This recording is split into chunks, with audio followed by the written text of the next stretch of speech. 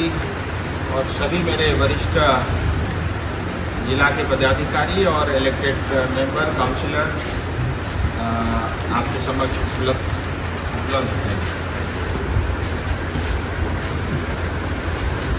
23 जुलाई 2024 को जो interim budget था उसका सरकार बनने के बाद फुल बजट की घोषणा हुई और मुझे ये बताते हुए खुशी है कि जहाँ 2014 में 15 लाख करोड़ का देश का बजट होता था वो बढ़ के आज 50 लाख करोड़ का हो गया है। 3 गुना से ज़्यादा भारत की इकोनॉमी और भारत का बजट और भारत की बैलेंस शीट मजबूत हुई है। और 2024-25 का जो बजट था प्रमुखता से उसके अंदर में इकोनॉमी को स्ट्रेंथन करना, युवाओं को सशक्त करना, उनको स्किल देना, उनकी एम्प्लॉयमेंट और उसके साथ ही एग्रीकल्चर को मॉडर्नाइजिंग तरीके से खेती करना और इंफ्रास्ट्रक्चर पे और अधिक जोर दिया है। इसी के साथ ही अर्बन डेवलपमेंट को प्रायोरिटाइज किया है, जिसमें हमारा सिलीगुड़ी शहर और दार्जिलिंग, कालिम्पोंग, मिरिक और करसंग की टाउन भी आती है। इनोवेशन के ऊपर में जोर दिया है और साथ ही मैन्युफैक्चरिंग और इंक्लूसिव ग्रोथ के बारे में प्रमुखता से जोर दिया है। और मैं इस बजट के लिए अपने लोकप्रिय प्रधानमंत्री, सशक्त प्रधानमंत्री आदरणीय नरेंद्र मोदी जी और जिन्होंने लगातार 7वीं बार भारत का बजट भारत के सदन में रखा है, श्रीमती सीतारमण जी का आभारी हूँ। मैं इसलिए भी आभारी हूँ कि उन्होंने इस बार हमारे चाय श्रमिक और चाय से जुड़े हुए जो परिवार है उनकी चिंता की और प्रधानमंत्री के नाम पे एक नई शुरुआत हुई है और प्रधानमंत्री चाय श्रमिक प्रोत्साहन योजना को चालू किया है, जिसके अंतर्गत 2024-25 और 2025-26 के लिए आसाम और पश्चिम बंगाल, यानी उसमें से भी नॉर्थ बंगाल में ही चाय बागान होता है प्रमुखता से 3 जिलों में, उसके लिए 1000 करोड़ का आवंटन किया है। और ये 1000 करोड़ चाय श्रमिक के जो परिवार के सदस्य, उनके बच्चे हैं, उनकी हेल्थ और उनकी एजुकेशन के ऊपर में खर्च होगा। इसी के साथ ही मुझे ये भी बताते हुए खुशी है कि भारत सरकार ने 11,500 करोड़ का बजट देश भर में national state disaster relief fund के अंतर्गत देश भर में जो है डिजास्टर के लिए 11,500 करोड़ का आवंटन किया है। उसमें करीब करीब जो है 1200 करोड़ रुपया, 1,200 करोड़ रुपया पश्चिम बंगाल को भी मिला है। और मुझे ये उम्मीद है कि पश्चिम बंगाल सरकार इस बजट को और इस बजट का बड़ा हिस्सा जो तीस्ता में बाढ़ पीड़ित है, जिसमें कालिम्पोंग है, दार्जिलिंग जिला है और साथ ही जलपाईगुड़ी जिला में जो नुकसान पहुंचा है, जिन परिवार की क्षति हुई है, जिन परिवार का घर बहा है, जिन लोगों का घर का सामान का नुकसान हुआ है, जिन्होंने अपने परिवार को खोया है, उनके प्रति ये पैसा पश्चिम बंगाल सरकार खर्च करेगी, ऐसा मैं विश्वास करता हूँ। इसके साथ ही रेलवे के लिए पश्चिम बंगाल को 14,000 करोड़ का 1 साल का बजट आवंटन हुआ है। और इसके अतिरिक्त जो लॉन्ग टर्म प्रोजेक्ट है उसके लिए 60,000 करोड़ के रेलवे के प्रोजेक्ट ऑलरेडी कार्यान्वयन है, ऑलरेडी काम चल रहा है। और इसी के साथ ही हमारे विधायक की हमेशा ये आग्रह रहता था सिलीगुड़ी जंक्शन और जलपाईगुड़ी एनजीपी का मॉडर्नाइजेशन के साथ साथ 100 जो है पूरे पश्चिम बंगाल में स्टेशन को अमृत भारत के अंतर्गत लिया गया है। मुझे ये भी बताते हुए खुशी है कि इस बार के बजट में इंफ्रास्ट्रक्चर पे जोर दिया है। लगातार जो है 11.1 लाख करोड़ का, यानी पिछले बार जो कैपिटल इंफ्रास्ट्रक्चर के ऊपर में जो खर्चा था उसमें 11% की वृद्धि करके 11.1 लाख करोड़ यानी 11 लाख करोड़ रुपए से ज़्यादा का इंफ्रास्ट्रक्चर पे जोर दिया है। इसका सीधा अर्थ है इंफ्रास्ट्रक्चर से जुड़े हुए जो भी एंसिलरीज है उनको इसके माध्यम से फ़ायदा होगा। और ये बहुत कम देशों में होता है जहाँ 11 लाख करोड़ की रकम फिजिकल इंफ्रास्ट्रक्चर के ऊपर में, कैपिटल इंफ्रास्ट्रक्चर के ऊपर में सरकार खर्च करती है। और जब सरकार का खर्चा इतना जोर जो है 20% से ज़्यादा का पूरा बजट का हिस्सा अगर इंफ्रास्ट्रक्चर पे लगाती है, इसका मतलब इससे कारण जॉब क्रिएशन भी होगा और एंसिलरीज को भी फ़ायदा होगा, डेवलपमेंट भी होगा, विकास भी होगा। और साथ ही जैसा मैंने कहा रूरल डेवलपमेंट को, रूरल इंफ्रास्ट्रक्चर डेवलपमेंट को जोर दिया है और उसके अंतर्गत 2.66 लाख करोड़ का बजट आवंटन हुआ है जो हमारे क्षेत्र के लिए बहुत ही लाभकारी होगा। इसी के साथ ही 1.5 लाख करोड़ जो है ये सेट किया है लॉन्ग टर्म जो है इंटरेस्ट फ्री लोन यानी 1.5 लाख करोड़ का 50 साल तक किसी भी स्टेट को कोई मतलब इंटरेस्ट नहीं पे करना पड़ेगा, ऐसा 1.5 लाख करोड़ रुपया अतिरिक्त जो है इसमें एलोकेट किया है। इसके साथ ही जो स्टेटों को ग्रांट देती है केंद्र सरकार, क्योंकि आपको पता है SGST और CGST दो तरह के टैक्स कलेक्ट होते हैं और तीसरा एक डायरेक्ट टैक्स होता है जो पेट्रोल और लिकर से आता है स्टेट को। जो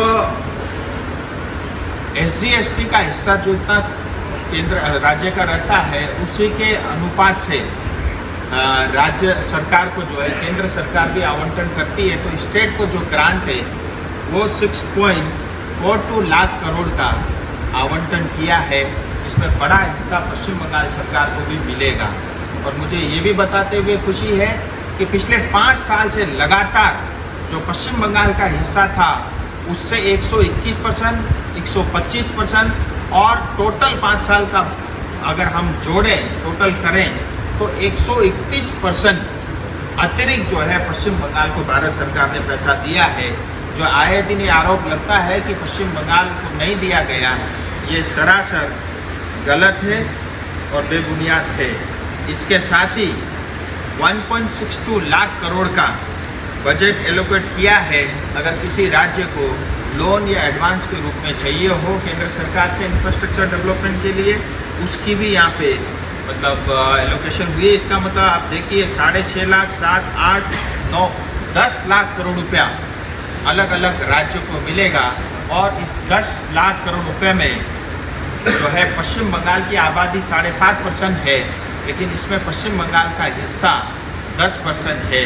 यानी आबादी अगर पूरी भारत की आबादी देखें उसकी तुलना में सबसे ज़्यादा पैसा पश्चिम बंगाल को दिया गया है। महाराष्ट्र का टैक्स कलेक्शन, टैक्स रेवेन्यू सबसे ज़्यादा रहता है।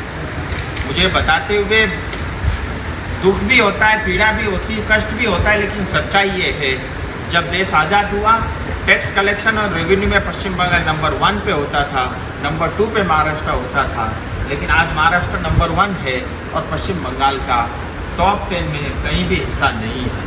लेकिन उसके बावजूद भी जो है पश्चिम बंगाल को पूरा पैसा दिया है। महाराष्ट्र को 60,000 करोड़ मिला, लेकिन पश्चिम बंगाल को 93,000 करोड़ ये सिर्फ जो ग्रांट हुआ है अलॉटमेंट वो पश्चिम बंगाल सरकार को दिया गया। इसी के साथ प्रधानमंत्री आवास योजना के अंतर्गत 3 करोड़ अतिरिक्त मकान घर बनेंगे गरीबों के लिए और उसमें से भी 1 करोड़ घर अर्बन सिटीज़ में बनेंगे, जिसके लिए 10 लाख करोड़ रुपए भारत सरकार खर्च करेगी। और ये 10 लाख करोड़ रुपए जो खर्च हो रहा है इसमें कलकत्ता, सिलीगुड़ी, आसनसोल ये जो बड़े शहर है, अर्बन शहर है, उनको इसका सीधा लाभ मिलेगा। और जैसा मैंने कहा कि ये बजट जो है युवाओं के ऊपर में फोकस है। अगले 5 साल में 4.1 करोड़ यानी 4 करोड़ 10 लाख युवाओं को रोजगार देना ये सरकार का एक लक्ष्य है, जिसके अंतर्गत हर साल 20 लाख युवाओं को भारत के टॉप 500 फॉर्च्यून कंपनी के अंदर में 1-1 साल का इंटर्नशिप उनको कराया जाएगा और हर महीना 5,000 रुपया यानी प्रत्येक युवाओं के ऊपर में 60,000 रुपया भारत सरकार खर्च करेगी। और उसके अलावा टॉप अप भी उसमें 6,000 रुपया वन टाइम ग्रांट के रूप में भी युवाओं को दिया जाएगा। आप कल्पना करिए, जब 500 टॉप फॉर्च्यून कंपनी, रिलायंस जैसी कंपनियों में हमारे देश के युवा काम करेंगे, उनका एक्सपोजर होगा, फिर 1 साल ट्रेनिंग और उनके वहाँ काम करने के बाद का जो उनका एक्सपर्टाइज, उनकी जो स्किल होगी, उसके कारण मार्केट में उनकी डिमांड रहेगी। और जैसे भारत को आज स्किल की, टेक्नोलॉजी की, इंजीनियरिंग की आवश्यकता है, वो देश को भी मिलेगा। और इसके साथ ही महिला सशक्तिकरण के लिए, ह्यूमन लेड डेवलपमेंट के लिए 3 लाख करोड़ का बजट का आवंटन हुआ है। जहाँ सिर्फ महिलाओं की सशक्तिकरण की बात होती थी, आज महिलाओं को जो है 30% आरक्षण देने का काम भी सरकार ने किया है। ओवरऑल ये बजट हमारे रीजन के लिए बहुत ही सिग्निफिकेंट है, जहाँ पे हाईवे, रूरल रोड और rural development, health care facility, education, infrastructure और एम्प्लॉयमेंट, जिसकी हमारे क्षेत्र को सख्त ज़रूरत है, उसकी पूरी चिंता इसमें की है। मैं एक बार पुनः प्रधानमंत्री जी को और वित्त मंत्री आदरणीय सीतारमण जी को, पूरे क्षेत्र की जनता की ओर से बधाई देता हूँ और अपेक्षा करता हूँ कि जो पैसा पश्चिम बंगाल सरकार को मिलेगा, वो डेवलपमेंट का पैसा हमारे क्षेत्र में भी आएगा और हम सबके जो क्षेत्र है, जिसको हम प्यार से दार्जिलिंग सिलीगुड़ी कहते हैं, इसका विकास होगा, ऐसा मैं उम्मीद करता हूँ। ये विषय मुझे रखना था। মাননীয় মুখ্যমন্ত্রী গতকাল নীতি আয়োগের বৈঠকে উপস্থিত থেকেছিলেন এবং সেই সময় তিনি বেরিয়ে আসার পরে যে বিবৃতি দিয়েছিলেন, আমাদের সম্মানীয় অর্থমন্ত্রী আমি ঠিক তার একটা বিপরীত বিবৃতি দেয় এবং আমি সেই সময় যখন প্রথম বেরিয়ে আসার পরে আমার প্রাথমিক প্রতিক্রিয়া ছিল যে মাননীয় মুখ্যমন্ত্রী অসত্য ভাষণে পটু, এবং পরবর্তীকালে নির্মলা সীতারামন আমাদের মাননীয় অর্থমন্ত্রীর বিবৃতি আরও একবার মুখ্যমন্ত্রী যে অসত্য ভাষণে পটু সেটাকে তিনি বেআব্রু করে দেন। পরে নীতি আয়োগের সরকারি স্তরের বৈঠকেও সরকারি বিবৃতিতেও একই কথা বলা। মাননীয় মুখ্যমন্ত্রী একটি কথা বারবার করে বলেন যে পশ্চিমবঙ্গ নাকি অর্থ থেকে বঞ্চিত হচ্ছে। আমি আপনাদের মাননীয় সাংসদের কথার রেস ধরে আমি আপনাদেরকে শুধু এইটুকু বলি, বেশি আমি আপনাদেরকে তথ্য দেব না। সেটা হচ্ছে 2021-22-এ রাজ্যের নিজস্ব রাজস্ব আদায় ছিল 72,000 কোটি টাকা। রাজ্যের নিজস্ব রাজস্ব আদায় ছিল 72,000 কোটি টাকা। আমাদের কেন্দ্রের সরকার দিয়েছিল 1,05,000 কোটি টাকা। 2022-23-এ রাজ্যের নিজস্ব রাজস্ব সংগ্রহ ছিল 82,000 কোটি টাকা। কেন্দ্রের পক্ষ থেকে পশ্চিমবঙ্গকে দেওয়া হয় 1,15,000 কোটি টাকা। এই যে মুখ্যমন্ত্রী বিভিন্ন অবাস্তব অসত্য তথ্য দেন, তথ্য আকারে শুধু আপনাদেরকে বলে রাখি, মাননীয় সাংসদ মহাশয় আছেন, তিনিও নিশ্চয়ই বিধানসভায় বলেন বা বলবেন যে আমাদের সারা ভারতবর্ষের টোটাল যে জিএসটি কালেকশনগুলো হয়, আমাদের পশ্চিমবঙ্গের জিএসটি কালেকশন হচ্ছে 4.39%। আর ডেভলিউশন অর্থাৎ সেই জিএসটি জমা পাওয়ার পরে কেন্দ্রের থেকে আমরা কত টাকা পাই? আমরা পাই হচ্ছে 7.5%। ফি কম, পাই বেশি। উল্টো দিকে আপনি দেখুন, মহারাষ্ট্র জিএসটি সংগ্রহ করে, এই যে এমপি সাহেব এক্ষুনি বললেন যে আগে আমরা কোথায় ছিলাম, মহারাষ্ট্র ঠিক পরে। মহারাষ্ট্র এই মুহূর্তে সারা দেশের জিএসটি কালেকশনে 23.38% মহারাষ্ট্রের জিএসটি কালেকশন হয়। আর মহারাষ্ট্র তার ফলে কত টাকা কেন্দ্রের কাছ থেকে পায়? ডিভলিউশনে 6.3%। কোথায় 23% টাকা দেয় আর পায় হচ্ছে 6%। আর আমার রাজ্য টাকা দেয় হচ্ছে 4.39%, পায় হচ্ছে 7.52%। ফলে আমি মাননীয় মুখ্যমন্ত্রীকে শুধু এইটুকু বলবো, দয়া করে অসত্য ভাষণ দিয়ে রাজ্যের মানুষকে বিভ্রান্ত করবেন না, এবং পরিষ্কারভাবে রাজ্যের নিজস্ব আয় যখন এরকম সংকটজনক অবস্থায় কেন্দ্রের উপরে দোষ চাপিয়ে যে নাটক আপনি করছেন, এই নাটক আমরা মানুষের সামনে উন্মোচিত করব। चलिए, आपके अगर कोई मन में प्रश्न है तो कोशिश करें। सर, आपने चाय की इंडस्ट्री नॉर्थ बंगाल में और विशेष करके दार्जिलिंग में बहुत अच्छी अवस्था में नहीं है, और ऐसा ही चलता रहा तो 10 साल बाद शायद ही कोई चाय इंडस्ट्री को चलाना चाहेगा। और आज भी ज़्यादातर जो उद्योग, चाय उद्योग से लोग जुड़े हुए हैं, वो घाटे में चल रहे हैं। उसके कई कारण हैं। और कहीं ना कहीं मुझे ये भी लगता है कि जो टी बोर्ड की जो भूमिका होनी चाहिए थी वो भूमिका ठीक नहीं है। टी बोर्ड रेगुलेशन और रेगुलेटर को कंट्रोल करके बैठा है, जो अंग्रेज के समय शायद ठीक था। प्लांटेशन लेबर एक्ट जब बना शायद उस समय उसकी उपयोगिता थी, लेकिन आज वो ठीक नहीं है। टी बोर्ड का काम होना चाहिए टी प्रमोशन का, विदेशों में टी को प्रमोट करें, हिंदुस्तान डोमेस्टिक मार्केट में टी को प्रमोट करें, चाय का कंजम्पशन बढ़ाएं और चाय के बारे में जो है पब्लिसिटी करें।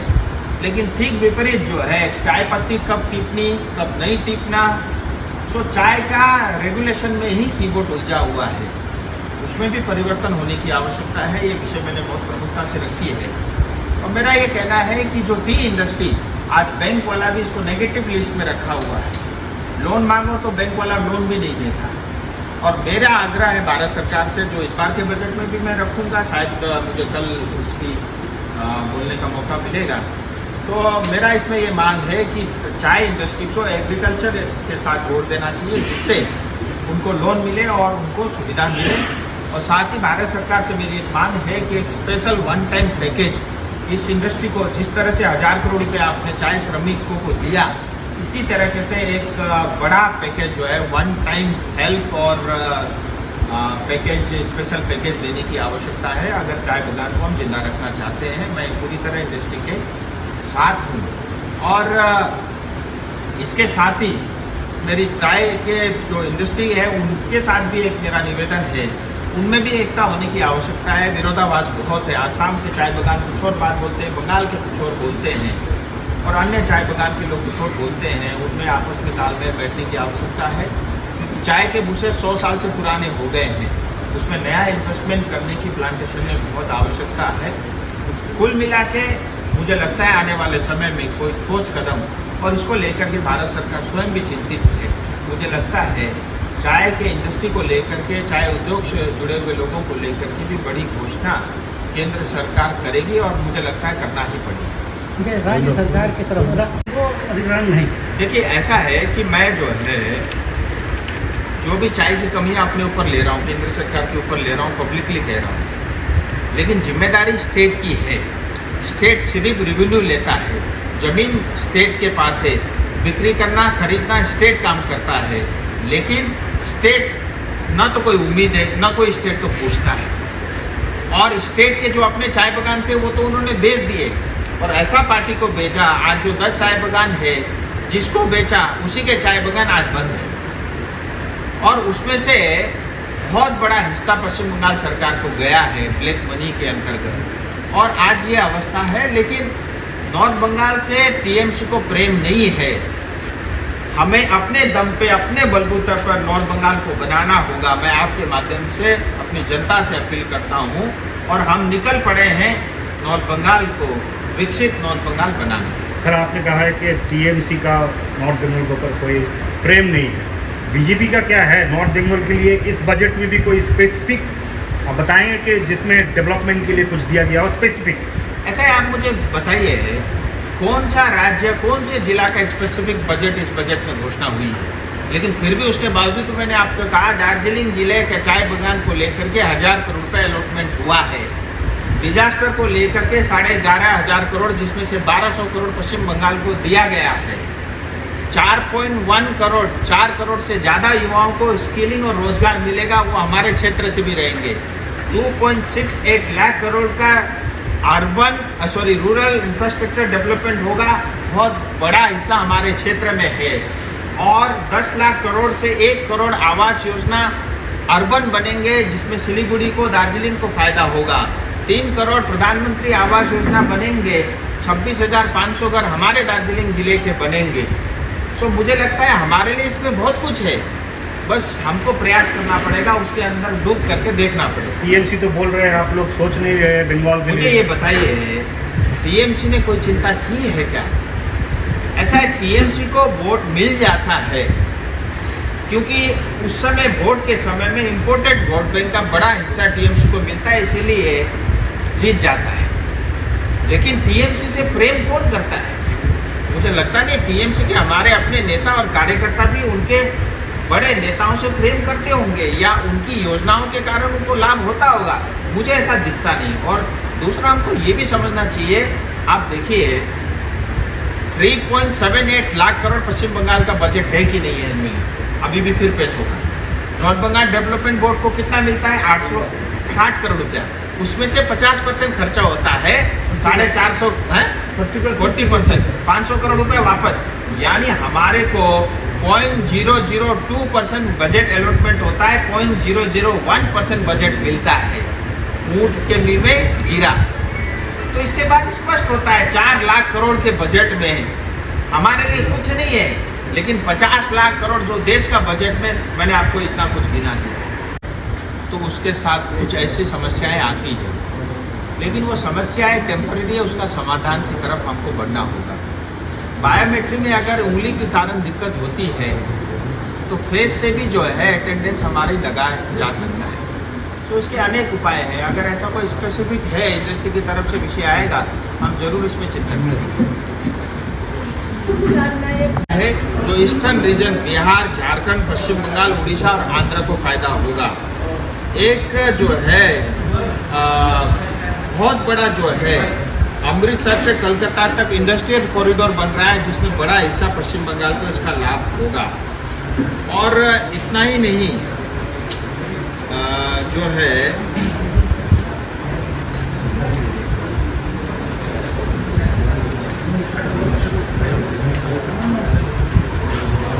इसके अलावा जो है नाबार्ड के तरफ से भी साउथ बंगाल में, पार्टिकुलरली 24 परगना मिदनापुर में, यहाँ पे बहुत बड़ा योजना जो है नाबार्ड का ऑलरेडी चल रहा है।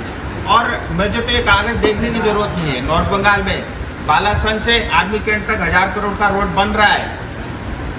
आर्मी कैंट से कोरोनेशन ब्रिज तक 4 लेन का एलिवेटेड नया रोड बनेगा, 6 किलोमीटर का नया कोरोनेशन ब्रिज बनेगा, जिसमें करीब जो 1000 करोड़ से ज़्यादा लागत आएगी। NH10 3000 करोड़ की लागत से नहीं बनेगी, 717 या 2650 करोड़ का बन रहा है। सिलीगुड़ी के चारों तरफ 4000 करोड़ की रिंग रोड बनेगी। और इतना ही नहीं, जो है रिंग रोड जो है के साथ साथ आपका पानी नक्सलबाड़ी से लेकर के घोषपुकुर तक 4 लेन का एक रोड आ रहा है। और बागडोगरा एयरपोर्ट में 3000 करोड़ का खर्चा भारत सरकार कर रही है। दार्जिलिंग के 220 करोड़ रुपये अमृत का स्कीम मिला, कालिम्पोंग को 200 का मिला, मिरिक का 200 का मिला, और अभी करशन को 240 करोड़ रुपये मिला। सिलीगुड़ी को 500 करोड़ रुपये अमृत का स्कीम का योजना मिला, 250 करोड़ सीवरेज और ड्रेनेज के लिए मिला। ऐसी तमाम योजना मैं उंगली में गिना सकता हूँ। ये सारा जो है केंद्र सरकार की योजना है। कुछ कुछ योजनाओं में कुछ कुछ पैसा जो है स्टेट का भी लगता है। तो कुल मिलाकर के केंद्र सरकार की तरफ से जो होना चाहिए था वो कर रही है, और हमारे जो विधायक सांसद लग करके हम भी अपनी तरफ से प्रयास कर रहे हैं। और दूसरा आपका विषय था नॉर्थ बंगाल का। देखो, नॉर्थ बंगाल को तो ठगा है, और नॉर्थ बंगाल को चाहे CPM हो चाहे TMC हो, दोनों ने पीटा है। इसीलिए नॉर्थ बंगाल अपने दम पे खड़ा होना चाहता है। मुझे लगता है इतना स्वाभिमान नॉर्थ बंगाल की जनता में है और रहना भी चाहिए।